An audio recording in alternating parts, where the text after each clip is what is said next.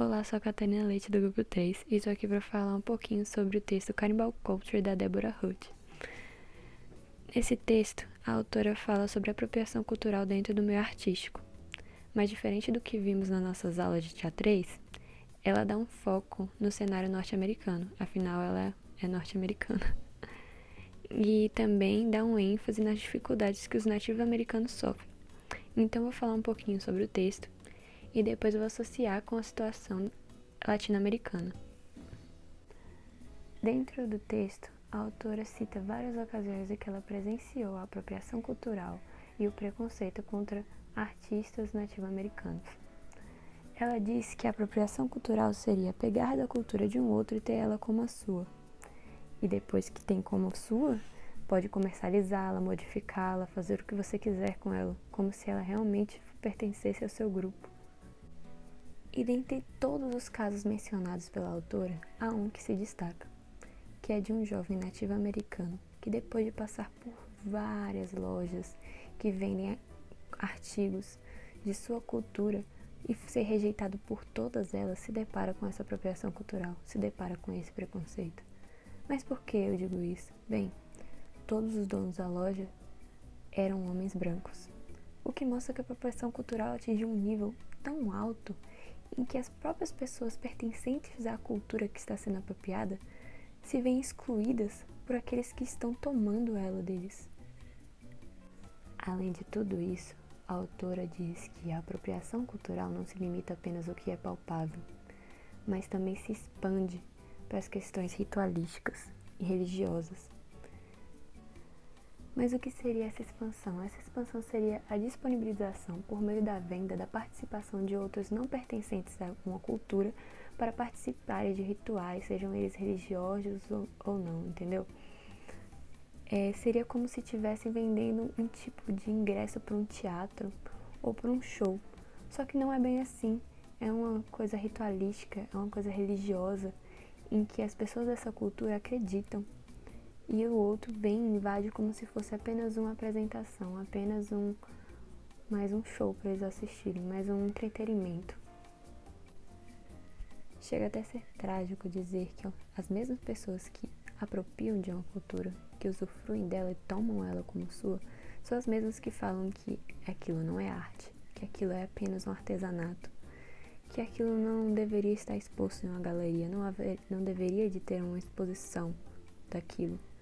Ou seja, elas tomam aquilo como seu, põem isso em sua arte e ao mesmo tempo dizem para aqueles que elas estão se apropriando que eles não fazem arte, que o que eles fazem não é digno de estar em uma galeria, não é digno de ser exposto, que é apenas um artesanato.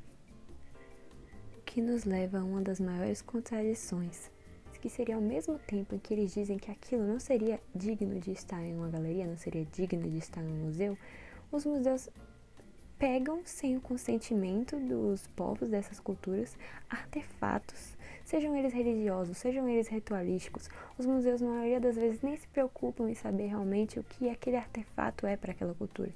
E expõem falando que vão salvar essa cultura, que eles estão ajudando aquela cultura a não ser apagada, mas muitas vezes elas estão apenas tomando o que não é delas e expondo de uma maneira totalmente errada, de uma maneira em que nem os povos concordam com isso. Há vários exemplos disso dentro do mundo da arte, vários exemplos em que povos tiveram que fazer petições, tiveram que ir correr atrás para conseguir recuperar algumas peças de alguns museus. Um dos maiores exemplos disso são os bronzes de Benin, que são mais de 1000 peças comemorativas que provêm de palácios reais de Benin. A maioria delas está localizada em museus britânicos e a Nigéria tem lutado muito para conseguir recuperá-las. Esse tipo de situação também acontece na América Latina, como quando o Brasil tentou recuperar 607 peças de artefatos indígenas do Museu de História Natural Lille, na França. Todas elas pertencentes a diversos povos, Terrena, Guarani, Tucanã. O argumento para tentar a devolução dessas peças era que esses artefatos tinham um tempo de vida, ou seja, uma hora chegava sua morte. E para isso passavam pelo processo no qual o espírito que dava vida ao objeto se esvaía, o que fazia com que os materiais em que esse artefato foi feito se desintegrassem naturalmente. Logo, manter esses artefatos em estado de conservação seria aprisionar o espírito. E por isso os povos queriam tê-lo de volta, mas mesmo assim o museu negava a devolução. E mesmo diante de tantos casos em que comprovam que a apropriação cultural atrapalha o alavancamento da carreira de jovens artistas, ainda há pessoas que dizem que isso é uma ferramenta, que é uma ajuda a esses povos para divulgarem mais a sua cultura, para terem uma expansão da sua cultura, mas na verdade não. Pois enquanto essas pessoas usufruem dela e são aplaudidas por isso, esses povos são apredejados por isso, são questionados por isso, são barrados por isso. E isso acontece bastante na América Latina. E por isso que cabe a todos nós como sociedade ajudar esses povos a retomar a sua cultura, a pegar de volta o que é seu e poder mostrar ao mundo a visão real do que é e não a visão distorcida dos que se apropriam de sua cultura e fazem o que quiser com ela.